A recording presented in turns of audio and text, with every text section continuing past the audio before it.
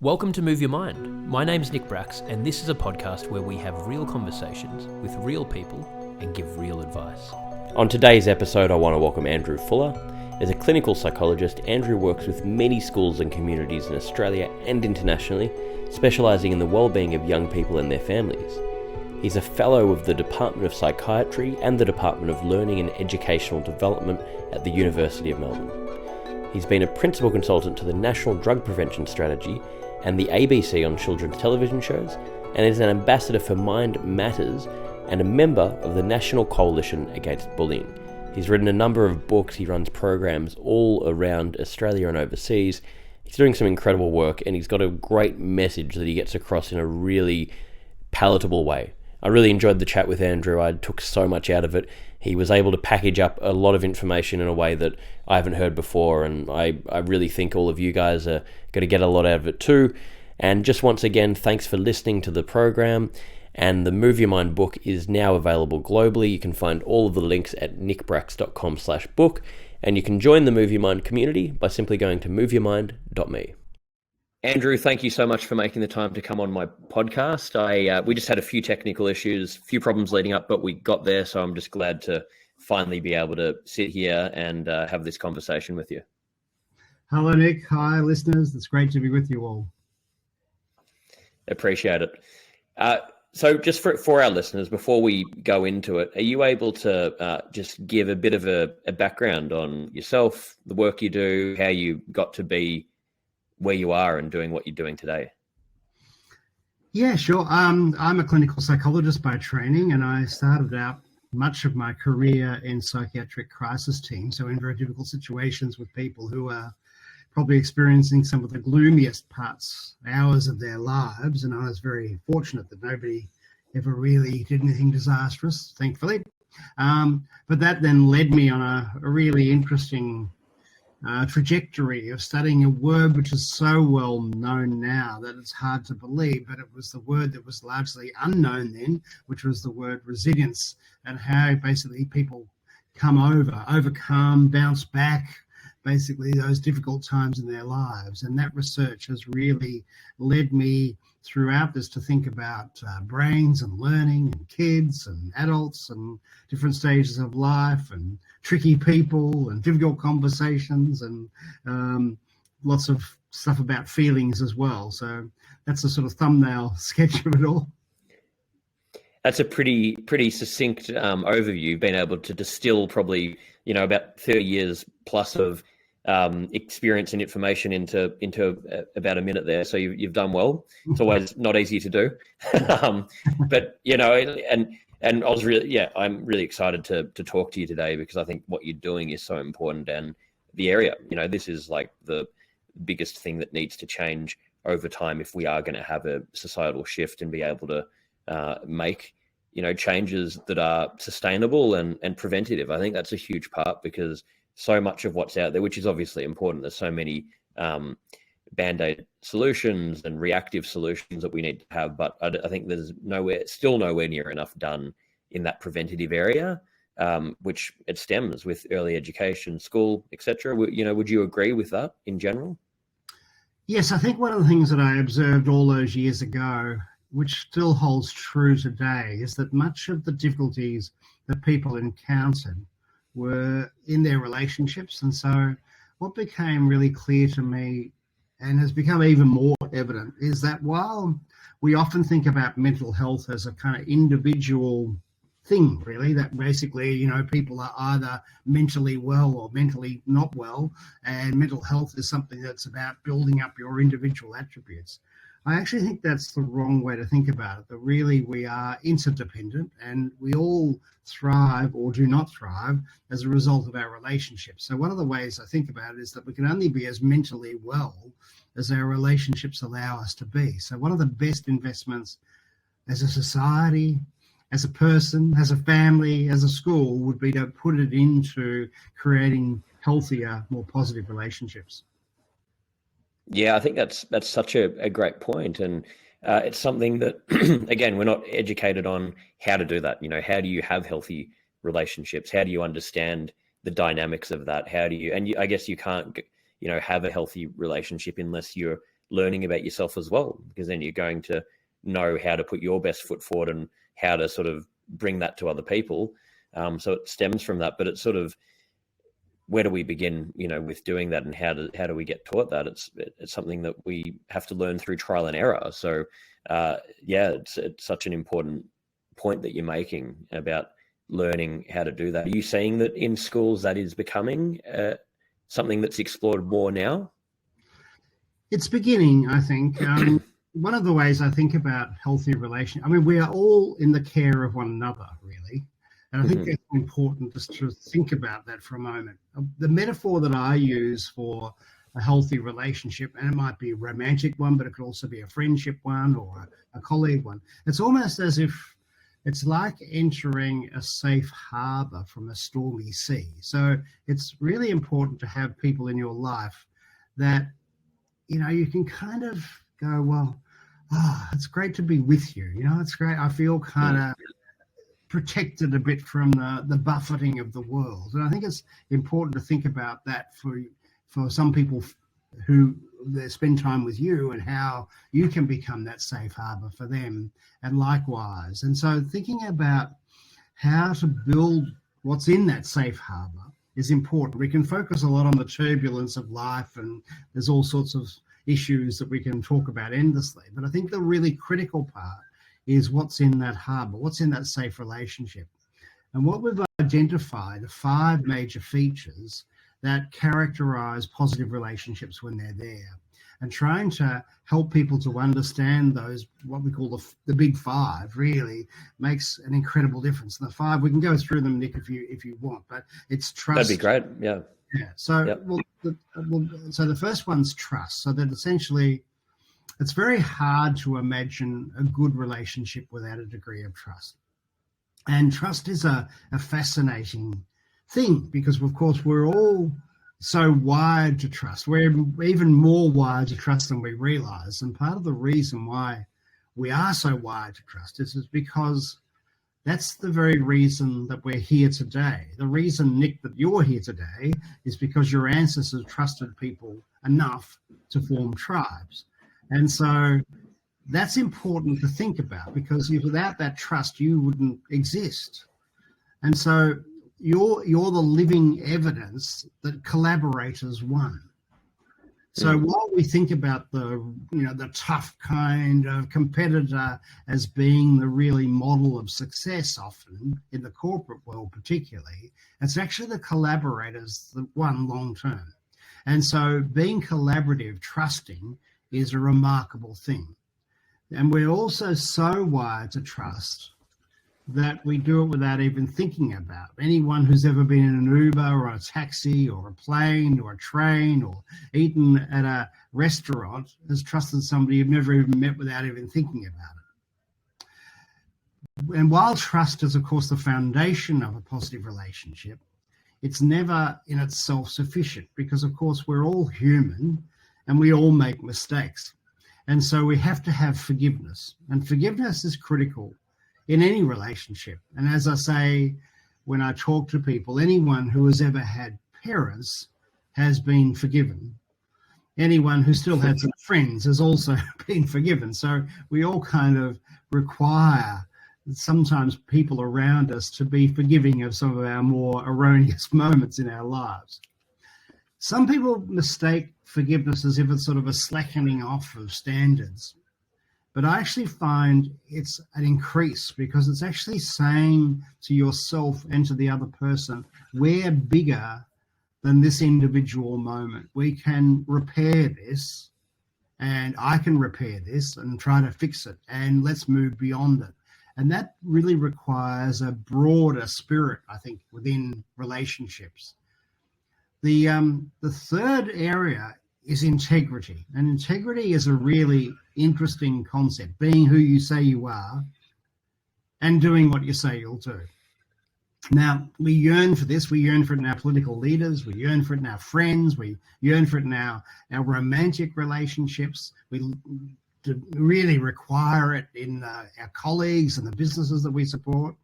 And so without integrity, people go missing in action, of course.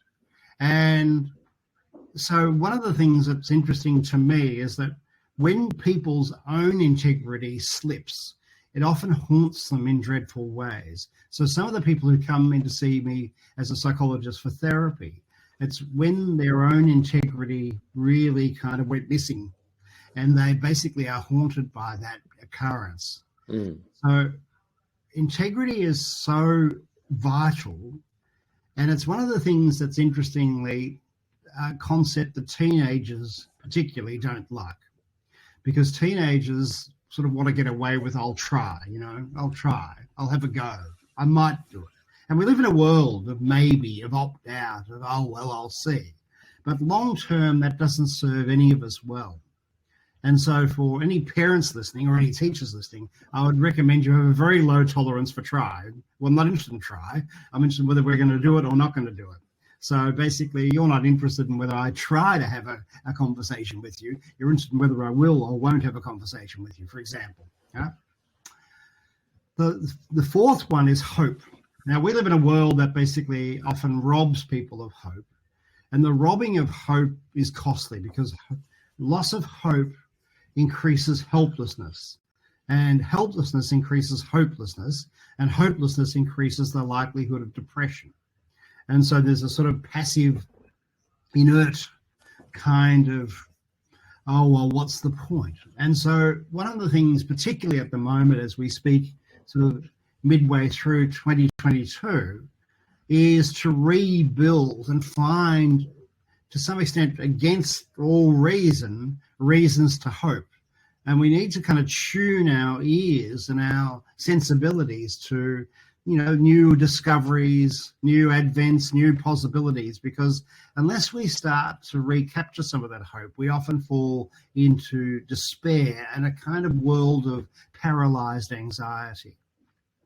And the final one is kindness. So trust, forgiveness, integrity, hope, and then kindness. And of course, you could use all sorts of terms instead of kindness: gratitude, empathy, compassion. But I find that kindness is such a common word that everybody actually understands it. I think we all know when we're being treated kindly, and I think we all know when we are being kind or not being kind. And so that's why I find those five, when you've got them in place, it's almost as if you've got that safe harbor, because people are treating you. There's trust there. We know that people are going to muck up. There's forgiveness, but there's a basic sense of I can rely on you. You've got integrity. There's a sense of possibility of hope for all of us. And then there's a sense of kindness. And within that, of course, that's the wellspring of good mental health, but also creativity. So it's a really interesting process. Yeah, thank you for sharing that, first of all. And that is really interesting. And as you're going through those, so many things with each topic were coming to mind. And I mean, there's so much to be explored in each one of those 5 points that you were talking about. And I think, like you were saying, even with integrity, when you are going against what you really believe deep down, or going against your sort of values, you do feel that. And I know in my own life, when I've done that, you sort of feel in your gut and everything feels heavy. You feel like something's not right. So it's I guess a lot of it's being able to tap into that intuition and listen to ourselves and, what our gut's telling us.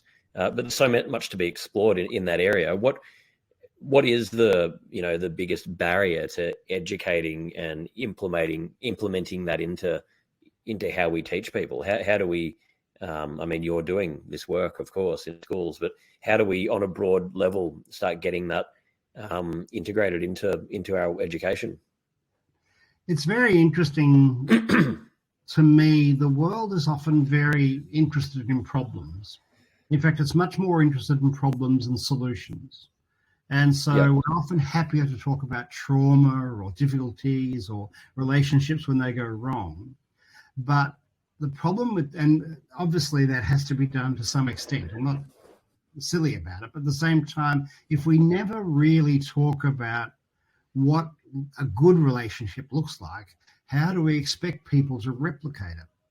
And so most people yearn for good relationships, but they've got no idea how to go about creating it or what it might require of them to give another person or a group of people in order to create that. And so, but, you know, the best investment, I mean, obviously making an investment into yourself is incredibly valuable. Making a relationship investment so that you improve your quality of your friendships, your social contacts. You don't have to be the most outgoing or extroverted person to do this. You can be quite introverted and still have great relationships. Means that you improve not only your relationship with other people, but your relationship with yourself. And that sets you up for a great life. Yep. And this is an ongoing process as well. I guess like a lot of people think, or we get taught the notion that when it comes to mental health, it's more about, like you're saying, you know, let's wait till there's a problem there and deal with that. And then once we've dealt with it, then we can stop and we're going to be okay.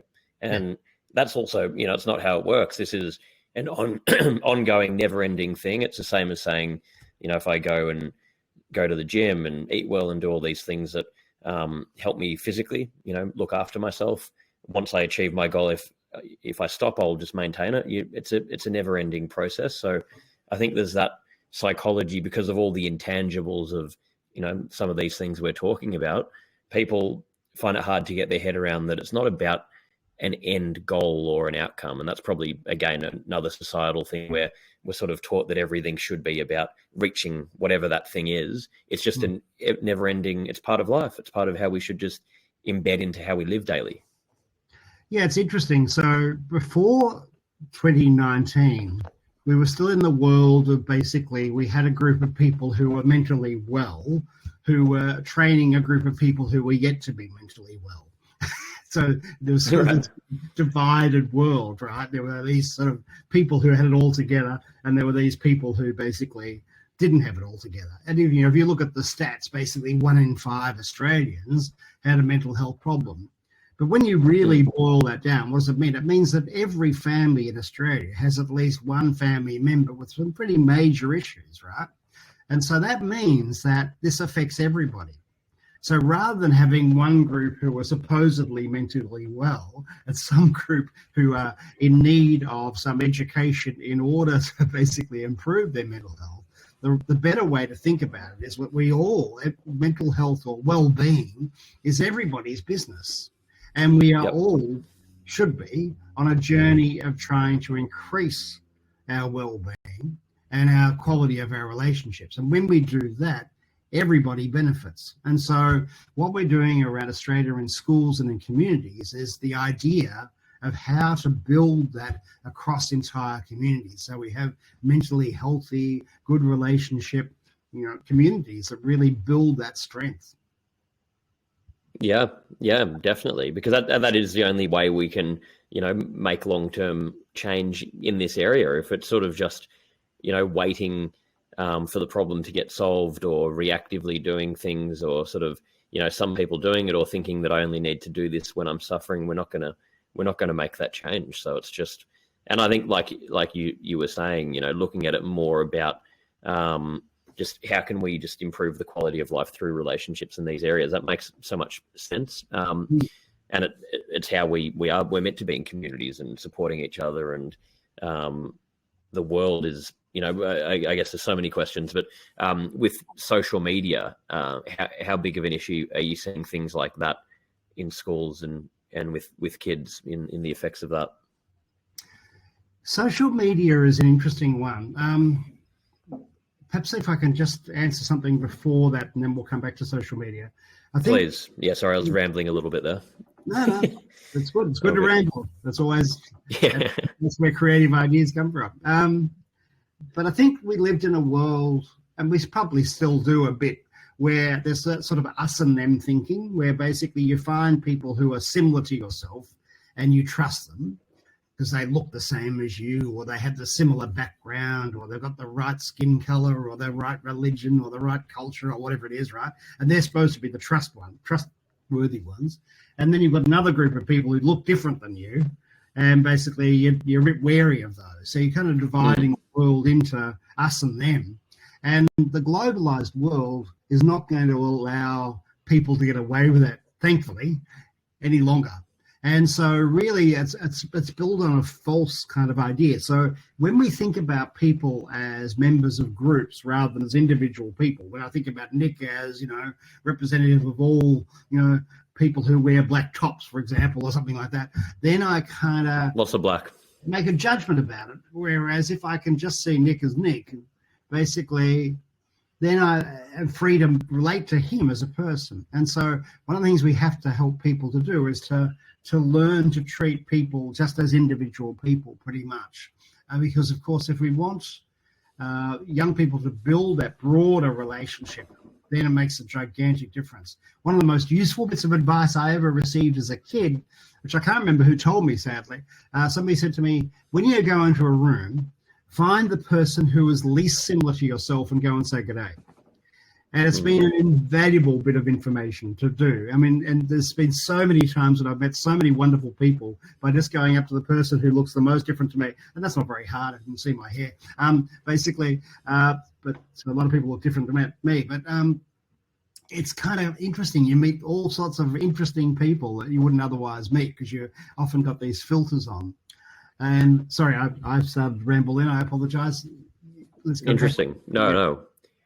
But that's so interesting what you're saying there, and I think it's so. Would you say it's in our nature to want to stay in our comfort zone and stay around people that have the same opinions as us, that look similar, that have similar interests, and that becomes an echo chamber really if we do that. Which you see playing out again. I was asking about social media before, and in social media, there's these echo chambers everywhere where people are sort of pushing out these different messages in the same circle of thinking rather than allowing themselves to be challenged and have critical conversations with a range of people, which I guess how can we grow, how can we learn, how can we be challenged if we're not doing that? And it's so easy to fall into doing it. I've tried to make a conscious effort in my own life of doing it, but it's hard to do because it's sort of more normal in many ways, I think, for people to just fall into staying in those areas of comfort. Yeah, I mean, today's social media is a bit like the Colosseum, isn't it? Sort of thumbs up, thumbs down kind of world, right? And so we're all kind of, it's like you're either invoking the death penalty or giving the permission to live, which is crazy. I think that if you were going to make one change to the social media world, it would be to have some sort of emoji or some sort of button which would basically indicate, that's an interesting idea. Can you tell me more? Because, of course, curiosity is the answer to this. So when somebody tells you something, to go, whoa, that's a really weird idea, rather than kind of getting defensive or trying to defend an alternative position, if you could help people to become more curious about what's the person's thinking, then you can start to find out more and broaden your own world and consider different perspectives because, of course, it's a rich world out there. Yeah, well, and you're stifling creativity if you're not allowing people to have those opinions and exploring it and looking at these weird ideas and views. And, that's where a lot of the most interesting things come from allowing individualism and people to have these ideas and explore it. That's how we learn. So, yeah, totally.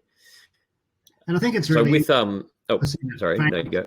That famous picture of the dress, I don't know whether you've seen it, Nick, where some people interpret it as blue and black and other people see it as gold and white. And it's very clear. I show this to groups of people, and people perceive the world in very different ways. And so fundamentally, they have a different way of processing information. And so understanding that then helps you to kind of become curious about, wow, you see it that way. That's interesting. I see it completely differently. But that's intriguing. So the curiosity becomes then a really interesting point of growth rather than being defensive or somehow shutting things down. That's so interesting. And do you think we can only get to that point by first working on ourselves? Because I guess it's so easy to go into that automatic mode of thinking, of just presuming that everyone surely sees the world the way we see it. It's hard to get your head out of that mindset, or if you don't have that self-awareness to really pull yourself back and think, hey, hang on, okay, I see it this way, but maybe there's all these other ways to see it. I think if we haven't done that work, it can be very hard to have that mindset.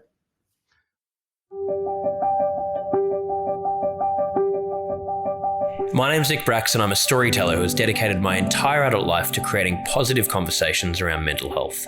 In recent years, discussions around mental health have become less taboo and entered the mainstream vernacular. I've delivered over 1,000 mental health seminars around the globe, including several TED Talks, and I believe we all have a story to tell. In my book, Move Your Mind, I cover my story and stories from people that inspire me, as well as insights from world-leading mental health experts. This book will help you to learn how to recognise mental health issues before they become a problem. Use your personal challenges as motivators, take ownership of your well-being, and create new daily habits that increase happiness and reduce stress.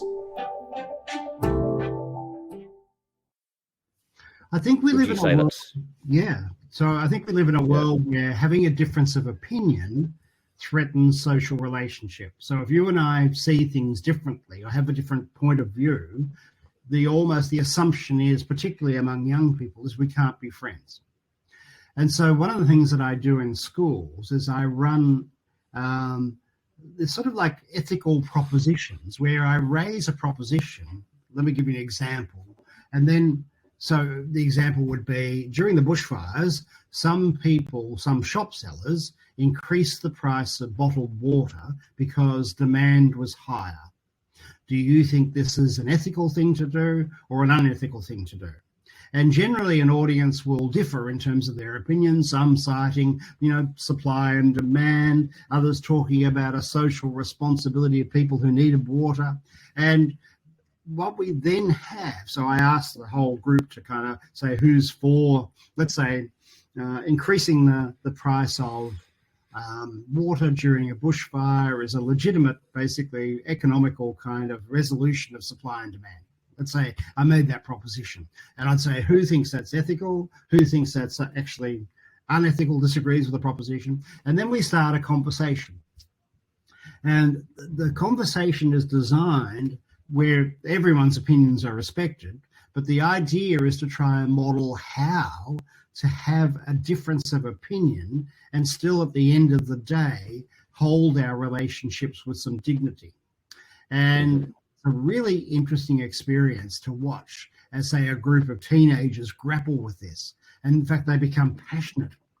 They become incredibly passionate as they discuss these sorts of issues. And I love doing it with kids because I think they're just full of ideas. But it's the first time they've ever had a really kind of humdinger disagreement with somebody that's fundamentally and still held a way of holding a conversation with somebody that's respectful. And so it's a remarkable education for them. That's really cool. Yeah, exactly. And it's so healthy. That's how we learn. And so many good things that come from doing it. You don't want to be sitting there just trying to please everyone or not being around people that have different opinions. And going back to social media, do you see a lot of mental health implications in general of, kids now growing up with these platforms and all the issues of comparison and, self-esteem, trying to be someone, you're not trying to compare yourself to all these different people that are out there.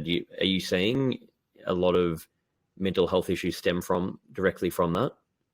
It's a very mixed picture, Nick, because of course we see lots of isolated young people who can find a group that they can identify with, their tribe, if you like, through social media. So we can basically have virtual connections which are just as meaningful as face-to-face ones. Now, I, being of a certain age, basically doubted that until the land of Zoom, where I started to really become aware that I could form these really strong friendships, even though I'd never actually met the person face-to-face. And in fact, it was surprisingly powerful. So I think that there is that capacity to broaden into a social, virtual friendship group, which is incredibly supportive when it's supportive. So that's the upside. Mm-hmm. And of course, that means, that we can then provide for people with some needs, of course, some coaching, some ideas, some ways of helping them to overcome difficulties in a virtual world. And sometimes in the simulated world as well. So increasingly what we're looking at is virtual reality and simulated gaming type experiences to give people a way of solving problems that they deal with in their non-virtual lives. And that's a fascinating area. The downside, of course, is that we still live in the Colosseum of basically, is your opinion deemed valid or not? And so one of the things we have to think about then is how do we build these sort of creative kind of bubbles within. Bubbles is probably the wrong word, because bubble seems to be enclosed in an echo chamber. But what I mean by them are places where people can feel safe to discuss particular ideas about an issue and not be open to kind of vilification terribly much. So it's important to do that. So I think we've got a long way to go in this area, but I think overall, I would say that while there is certainly damaging cyberbullying at times, and there's no doubt that's dreadful, and we can talk about that, the upside is important also to talk about, that the potential of this to really connect people across the world, to link people in different ways, to have rich diversity of experiences is also really positive.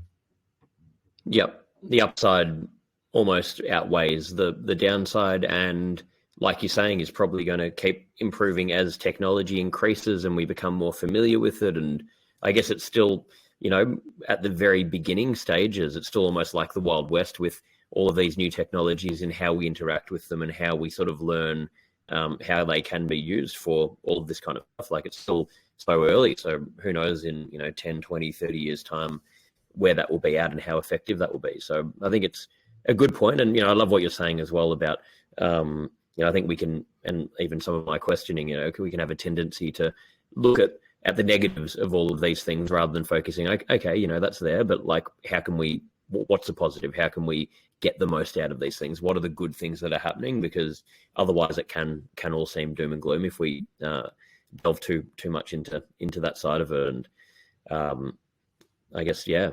So did you see with COVID, how did you see that in schools? I guess a lot of issues came about during that time.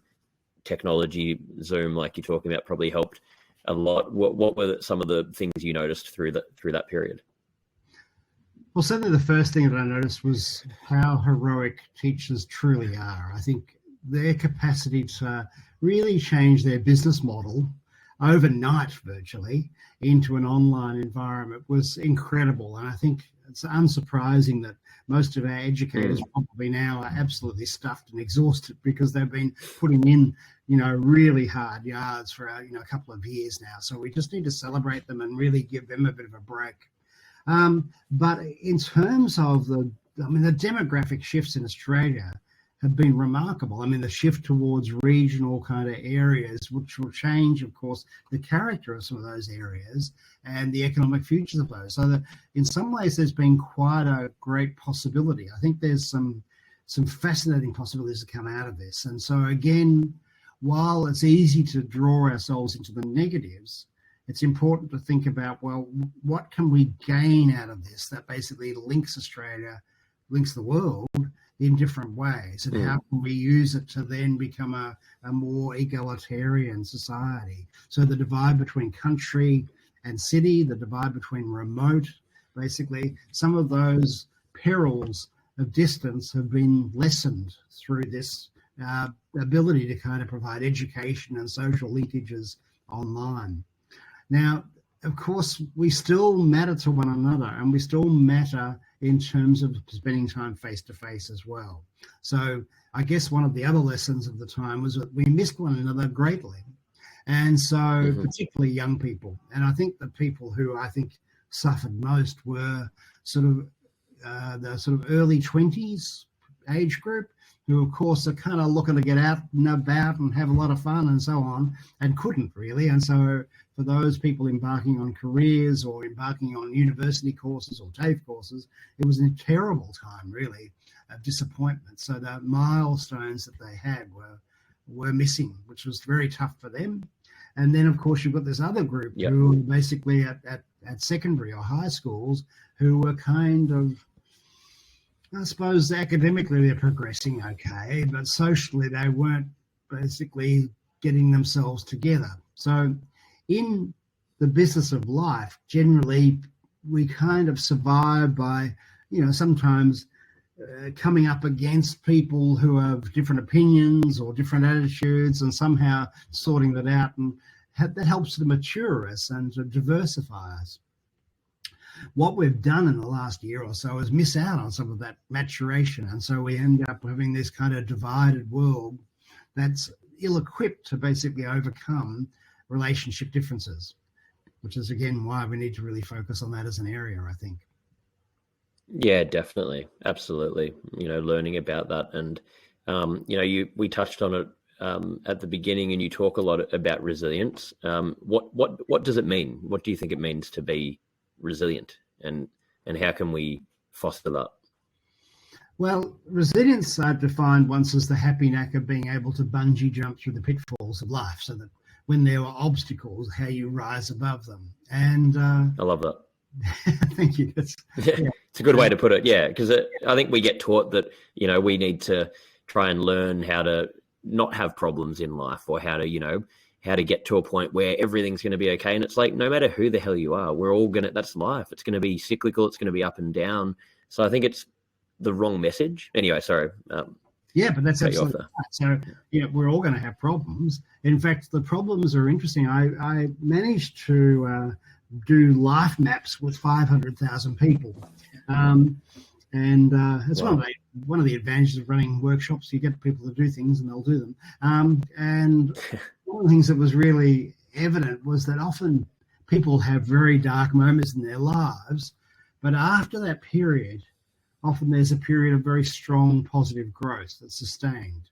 And I'm sure if I'd gone back, let's say if you'd had a difficult time, Nick, and I'd gone back to you at that very moment when things were hard and said, "Oh, don't worry, you'll get over this. It's going to be fine. In fact, you'll be an improved version of yourself as a result." You would have probably told me to go to hell, really, and quite rightly so. But at the same time, I think it's important to realize that we do in our lives have ups and downs. They are to some extent predictable. That's a whole other conversation. And they are really interesting growth points in our lives, even though they're tough. And so the things that basically it's some of our toughest moments will teach us the most, sadly. Yeah, but no, it's true. But sadly, like you're saying, you wouldn't want to go back and relive these things that happen when you're going through them. They're so the emotions are so hard and they're so consuming that you almost can't rationalize with yourself that, hey, maybe I'll learn something from this. But we do. And you wouldn't, I'd hate to have life where everything was just okay all the time, because you need the darkness for then the beauty in life and for the lessons and for all the other parts. If it was just all one level, then there'd be no depth to anything. So I think it's trying to learn that. And then I guess the more experience and knowledge you have of that, when you are going through those dark times, you can try and remind yourself that, hey, I might be feeling this overwhelm at the moment, and it might feel like it's never going to get better, but it will. If I look at all the touch points from the past, it did get better. Actually, I learned a lot. It led to bigger and better things. So I'm going to trust in that. And I think the more experience you have doing that, the better you get at doing it. And it does allow you to, cope with whatever life throws at you. So it's such an important thing. And the tough times can be a bit long lasting at times. We don't want them to be, but sometimes they can be. And the really joyful moments of life are often fleeting. And so one of the things, the arts of life, is to basically know that the dark times aren't all there is going to be. But the other part of it is the art of capturing the best of life. So when the sun's on your back and the birds are singing and there's a lovely breeze sort of caressing the skin on your face, enjoy it. Make the most of it. It may not always last forever, so you really want to enjoy the moments that are really, you want to absorb those as well as you possibly can. And so there's two kind of art forms. One is knowing about misery a bit and hard times and how to get through that. And the other part is how to take on the best of life so that we become more buoyant, more positive, more joyous in our existence, I think. Yeah, absolutely. And I think of it like continually walking on a tightrope, because you have to be so conscious of these things that, like you're saying, when we're going through the difficult times, reminding yourself that there's learnings and it will get better when you're going through the good times, appreciating it without getting, because it's very easy to get attached and addicted to the positive things and then just chasing a high and almost not allowing yourself to process negative things. And again, we talked quite a bit about it in, today, but society teaches us to try and strive for the next thing, and, capitalism and what's next. I need more, I need to acquire. And then we get addicted without knowing it to these things. So it's such a sort of tightrope to find that balance. And I guess it requires checking in, going back to what you talked about. Relationships are going to, if you have those healthy relationships, it's going to help you to be true to yourself. And, you can't get away with it if you've got people that are holding you accountable. So, anyway, it's an interesting thing. Yeah, so sort of the false image is sort of like of a ladder, where I should scale this ladder and become more and more successful and have more and more of this or more and more of that. And while that's quite compelling, and it's okay to basically try to do that in the area that you're very passionate about, what will really give you life satisfaction is by contributing to other people. So it's not about your own individual attainment, it's really your own individual contribution. And so building communities where everybody has a contribution to make and that contribution is valued becomes the sort of way of knitting together a community so it becomes mentally healthy. Yeah, it's about a bigger picture, not just yourself. And I guess on the flip side, that was what I was going to ask you before at the beginning. And again, not to keep going to the negative here, but how many relationships do you feel are toxic or codependent, and negative, and how bad can the implications of that be if we don't do something about it? Well, in a way, I think all relationships are codependent. so in a funny kind of way, I'm not sure that I understand that terminology, to be honest, because that sort of has this sort of world in which the idea is to be independent and therefore this self-reliant kind of person who can cope by themselves. And I just don't find most people function that well as well. They find relationships where they either work for them or don't work for them, those that they can contribute to, and those that perhaps don't work out because the contribution is not valued. And I guess part of the art of life is really to find the people who value what you've got on offer and hang around with them. And the people who don't value what you have to offer, well, don't judge them or blame them. Just don't spend too much time with them. I mean, not everyone values what I have Pretty to simple. offer. I'm sure of that, So it's not. So it can be simplified. Yeah. That's right. It's not about them being wrong. It's just going, okay, well, I'm not their cup of tea. Okay, fair enough. Move on. But there's enough people in the world to kind of, find your group. Well, it's refreshing. I think that's a much more refreshing way to look at it, because there can be, people can get caught up in, oh no, I've got to, get myself completely stable and independent and work on all these different things so that then I can be independent within a relationship. And, some of it I think is healthy, but then it can be taken to this crazy level where you're over-analyzing and over-engineering things where, like you're saying, we all need relationships. We've all got flaws. We've all got things that, are good and bad about us and whatever. It's just, it can be, a lot of things probably can be over-engineered to a point of unhealthiness. So it's interesting to see quite a number of depressed people come in for therapy, and I'll say to them, well, who relies on you? And they'll look at me kind of oddly, and I'll say, well, and we identify who relies on them, and I'll say, well, how can you contribute more powerfully to them? And they look at me as if, hang on, I'm here for my problems. I'm feeling depressed. Severe depression is a dreadful thing. I'm not belittling it by any means, but at the same time, part of the cure of depression is giving of yourself to other people. So the idea that I somehow have to fix myself before I can give is not the answer. It's basically fixing yourself through giving to other people. So because once you make a contribution to somebody else, then you value your own contribution more highly. So basically, most people who build your self-esteem to do it. Most people who are depressed are sort of told to focus on themselves, but they don't care about themselves. They don't value themselves. So it's kind of like a false equation, really.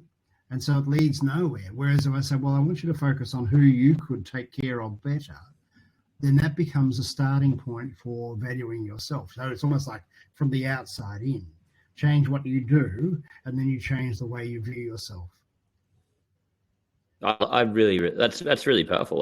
Thank you for sharing that. I really love that, and it just makes so much sense on all levels, because when you are in that state, it's almost the worst thing you can do is you're often in that state from over analysis and trying to think your way out of a problem that you can't think your way out of, and it'll get worse and worse the more you think about it and you go deeper. So it's like you need to just snap that whole cycle and do something, and it is those baby steps. So yeah, I really love that. So anyway, sorry. You go. No. I was just, I didn't know you had more to add. Yeah, please go. I think there is moments for all of us in our lives when we should be a bit like a hunting dog, where we pin our ears back, we put one paw up and we sniff the breeze and we just wait to see what shows up, rather than forcing ourselves to kind of either buck ourselves up or essentially go in a particular direction. There are times when the way forward is uncertain, and to be more patient with that and patient with ourselves is partly healing. Yeah, and realizing that, this whole thing about I don't want uncertainty in my life, even when things are more certain, they're still uncertain. We can't really control anything, and I think the pandemic taught everyone that no matter what the hell we're doing, things can change in the click of a finger. So, be okay with the uncertainty, because we can only put our best foot forward. That's all we can do. That's right.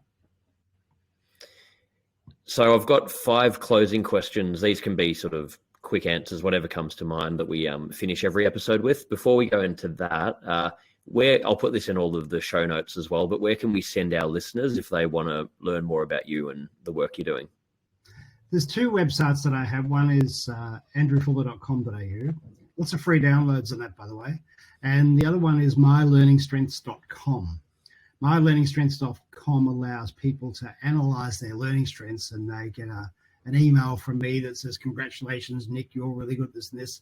Come up in another area, his way of doing it. And there's also free downloads there as well. So have a look at those 2. Great. Okay. Well, yeah, they'll again go in the show notes. All the links will be there. So yeah, anyone listening, please do go to those and have a look at the resources, because it'll be, further information from what we've been talking about today.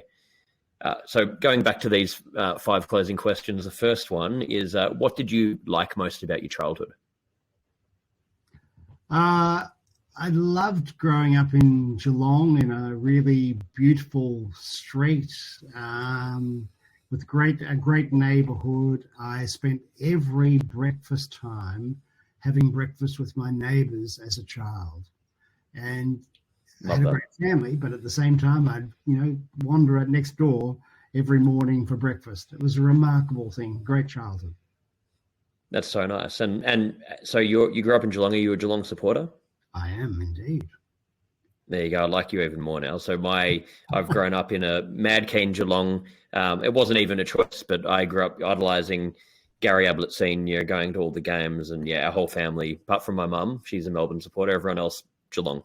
It's like a religion in the family. So there you go. What would you say is the biggest burden on mental health in society today?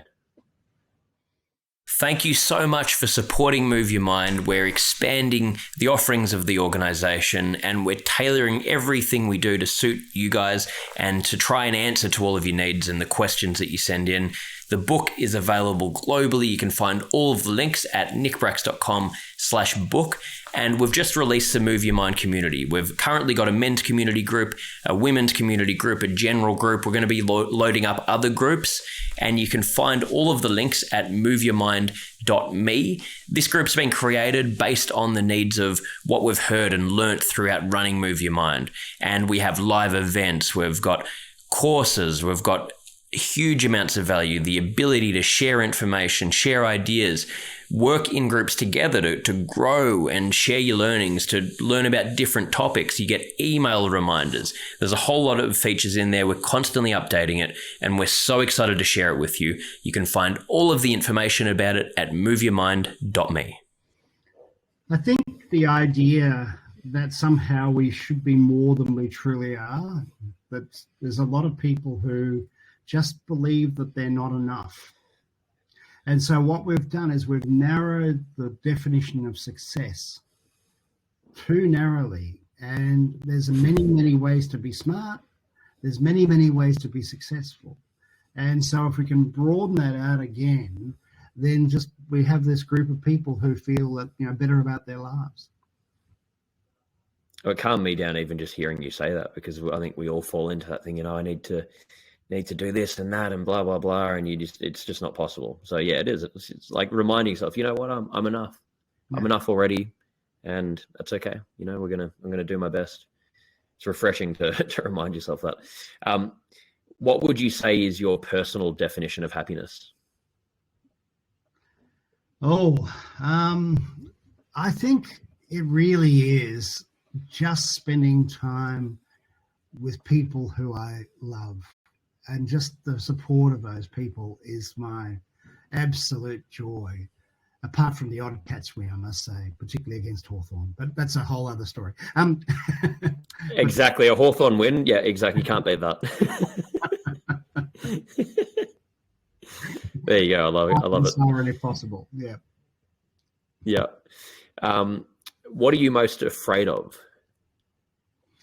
I think I'm afraid of boredom, really. I find that I need to have a lot of diversity and interest in my life, and I'm somebody who's born to basically do things. So I don't give myself the opportunity to be bored, and I think part of the reason is because I fear it at some level. So obviously I can become quite industrious and possibly at times a bit overly so, but at the same time, I don't want to basically be bored. I want to be intrigued by the world and its wonders. Yeah, I love that. And you seem like you've got a lot of creativity, which with creativity, you need to for that to nurture that, you have to be challenging yourself, looking at new ideas, trying new things. It's so important, which is a beautiful thing about life as well. Yeah. So the final one, what are you personally most proud of?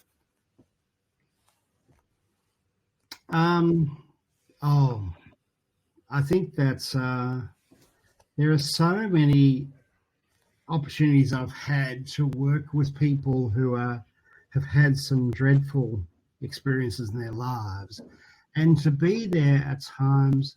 And to be honest with you, I sit with them and I have no idea really what to do. It's not about basically, here's something, I have this magic wand and I can fix them.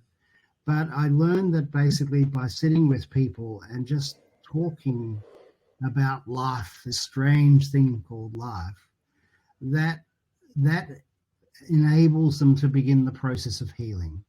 And that healing is a wonderful thing. And so I've now been doing this for long enough to basically have people come up to me, 30 years later and tell me about what that meant for them in their lives. And I find that incredibly heartwarming, that, just having that time and that preparedness not to have a set agenda for people, but to basically sort of almost walk alongside them or sit alongside them and just think about the situation without necessarily rushing to, here's the right solution for you,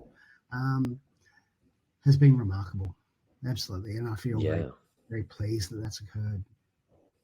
Well, what better feeling can you get than that? And it's a great way to finish the episode. So look, thank you so much for making the time to come and talk to me. I'm glad we finally got there with all the technical glitches and everything else, and really enjoyed the chat. Love all the work you're doing, and just glad I got to connect with you. So yeah, we do really appreciate you making the time. Thank you, Nick. I'm honoured to have had the conversation and the time with you. Appreciate it. Thanks to Andrew Fuller for joining me today for Move Your Mind.